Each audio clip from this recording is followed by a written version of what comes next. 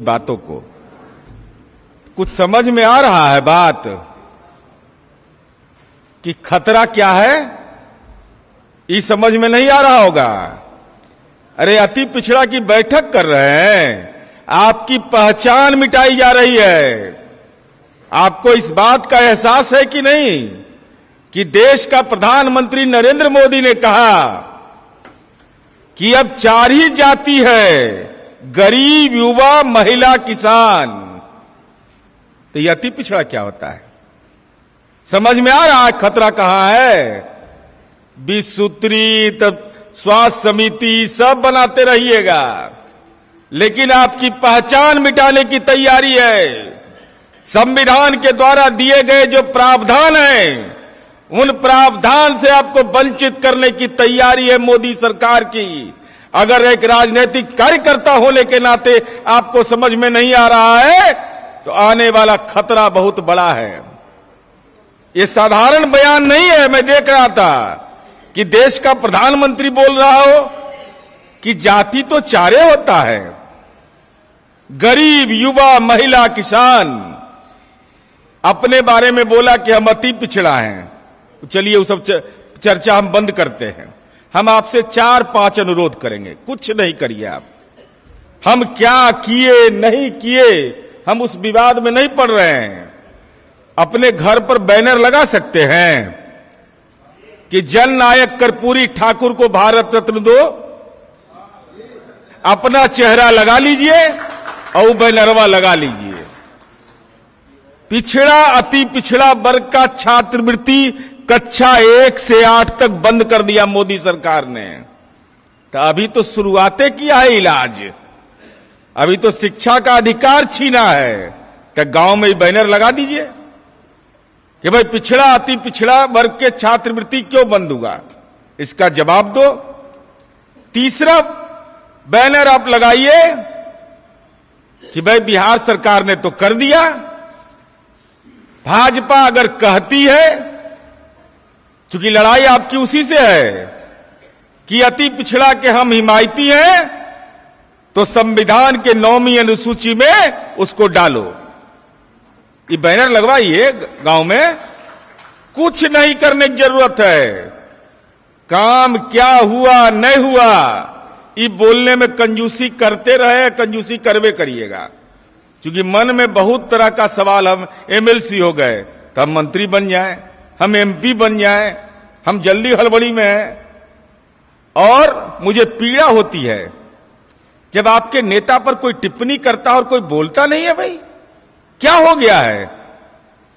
माननीय नीतीश कुमार जी के ऊपर व्यक्तिगत टिप्पणी हो रही थी 6-7 दिनों से। मैं देख रहा था, मुझे बहुत गहरी पीड़ा अध्यक्ष जी हो रहा था कि माननीय मुख्यमंत्री जी पर व्यक्तिगत टिप्पणी हो रहा हो और जनता दल के कार्यकर्ता खामोश हो। आज तो माननीय मुख्यमंत्री जी कैबिनेट की मीटिंग में गए।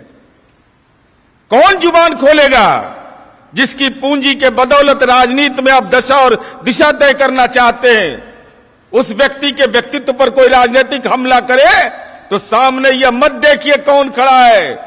जितनी ताकत हो सोशल मीडिया में, जितनी मुंह में ताकत हो कि नीतीश कुमार को अपमानित करोगे तो राजनीति में कलेजा पर चढ़ के तुम्हारा जवाब देंगे।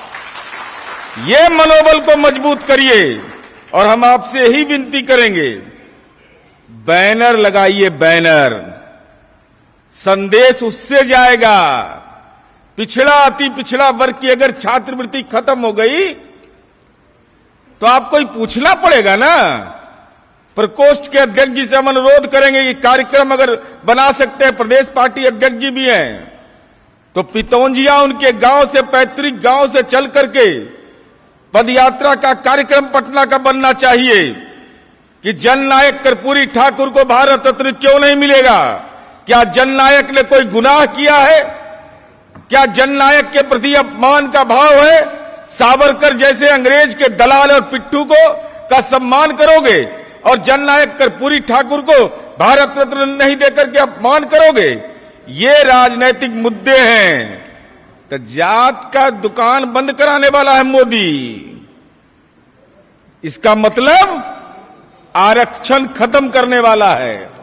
और दूसरा अंतिम अनुरोध हम आपसे करेंगे, ये सब सवाल जरा नोट करके रखा करिए दिमाग में।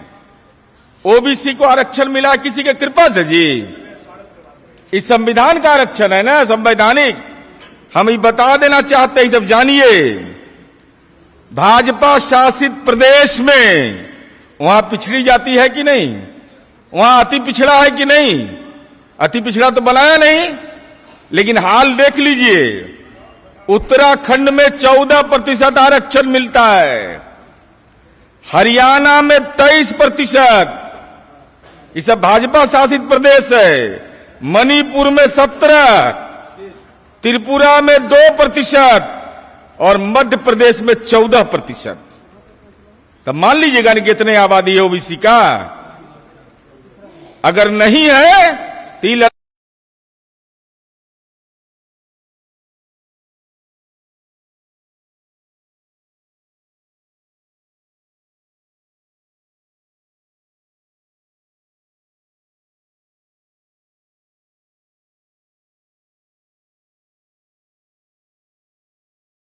तो एक से 8 तक भारत सरकार ने छात्रवृत्ति क्यों बंद किया?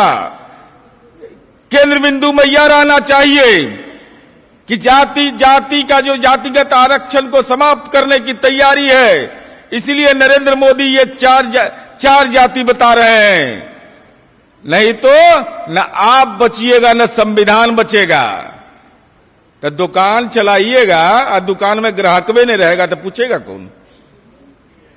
इस समझ में अगर आए तो हम हाथ जोड़ के प्रार्थना करेंगे पार्टी के प्रदेश नेतृत्व को भी कि इन सवालों पर एक साझा रणनीति बननी चाहिए और 9वीं अनुसूची में डालने के लिए पूरा सघनतम रूप से बोलिए।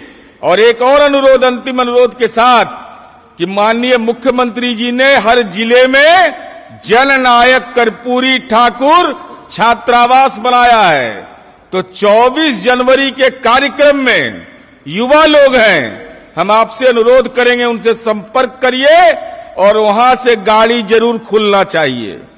नई पीढ़ी के लोग ही राजनीति की नई दिशा तय करते हैं।